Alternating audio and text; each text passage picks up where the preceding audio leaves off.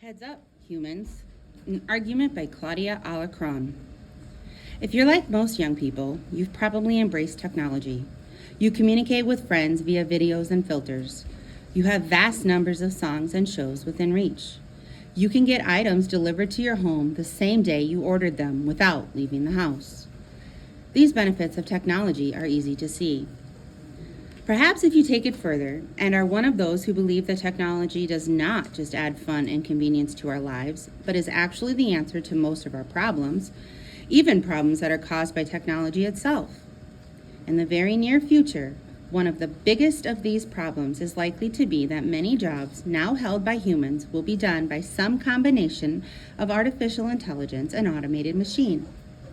If you're tempted to shrug off concern about this phenomenon because you assume that the wonders of technology will somehow create new and better jobs, you should be aware that research tells another story.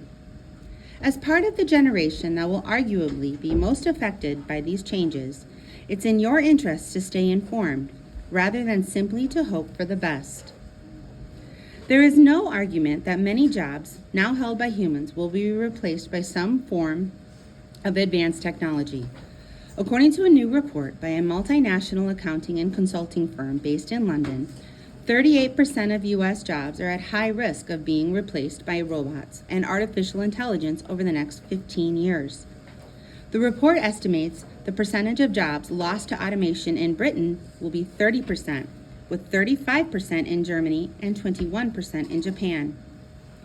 This change is already underway.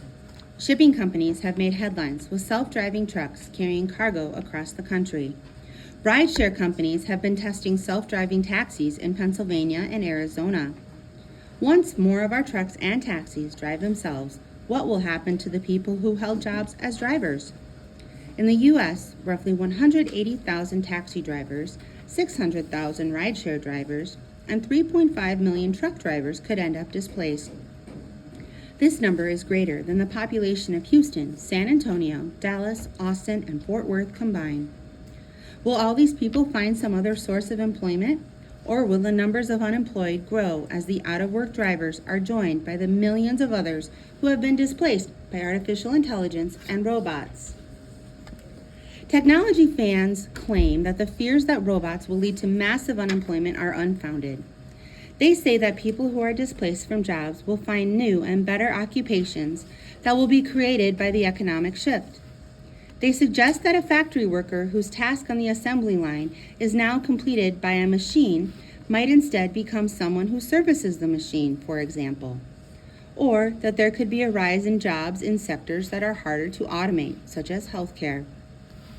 The last 200 years, we've had an incredible amount of automation, argues MIT economist David Autor. We have tractors that do the work that horses and people used to do on farms. We don't dig ditches by hand anymore. We don't pound tools out of wrought iron. We don't do bookkeeping with books. But this has not, in net, reduced the amount of employment. However, there's plenty of evidence to suggest that it's going to be different going forward. The introduction of the labor-saving tractor did indeed free up some farmers to plant more crops and others to take on different sorts of work. But the kind of automation combined with artificial intelligence being developed today doesn't just do the physical work of humans. It can do much of the high-level mental work too, faster and more effectively. In the past, newly freed laborers often went on to work in startup industries that benefited from their ability.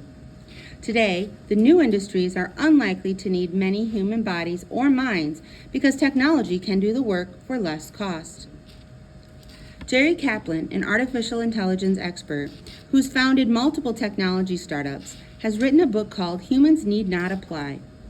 In it, he lays out the risks of our new era. He explains what's cutting edge and poised to increase. Systems that learn from experience and therefore don't need to be programmed, as we commonly understand the term. Not only will machines be able to do the work that we think of requiring human judgment and skill, such as fixing electrical problems, painting a house, or writing a news story, they will also be able to do work people simply can't. Unlike humans who are limited in the scope and scale of experiences they can absorb, these systems can scrutinize mountains of instructive examples at blinding speeds.